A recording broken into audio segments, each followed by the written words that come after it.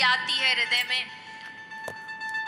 तो हृदय के सारे दुर्गुण अपने आप भागने लगते हैं। कैसे? बोले एक महापुरुष बड़ा सुंदर उदाहरण देते हैं। एक सेठ जी ने अपने गांव में, अपने शहर में एक बढ़िया घर बनाया, 4 बहुमंजिला घर बनाया। सोचा सब लोग रहेंगे, पर जैसे जैसे बच्चे बड़े हुए, सबके अपने अपने काम, किसी की ड्यूटी जॉब बाहर लग गई, बेटी की शादी हो गई, घर खाली। अब सेठ जी सोचे इतना बड़ा घर है खाली पड़ा, क्या करें? बोले किराए पे चढ़ा देते।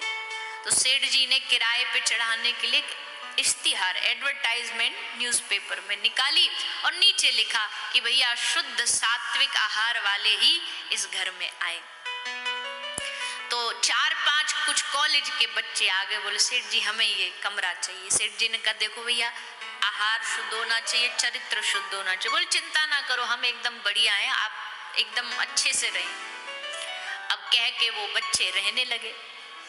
पर अब जब धीरे धीरे उनका चरित्र देखा तो सेठ जी ने देखा कि ये तो मदिरा भी पीते हैं, शराब पीते हैं, मांसाहार करते हैं, बाहर की स्त्रियों को लाते हैं, पूरे घर का माहौल नरक बना दिया, बर्बाद कर दिया। सेठ जी ने कहा निकलो यहाँ से, हमको नहीं देना तुमको किराए पे घर। अब ये बच्चे थोड़े से युवान तो थे ही, जवान तो थे ही, थोड़े से दबंग जैसे भी थे, गुंडा प्रवृत्ति के भी थे। बोले हम नहीं जाएंगे। सेठ जी ने कहा कैसे नहीं जाओगे? बोले देख लो तुम 2 बूढ़े, हम 4 जवान, निकाल के दिखाओ।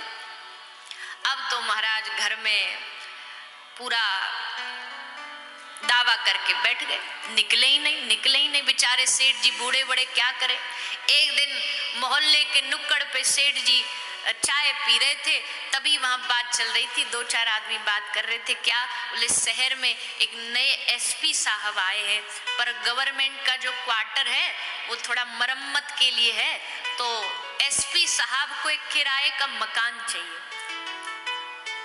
तो सेठ जी ने कान एकदम जैसे सुनी। सेठ जी बोले हमारे पास है।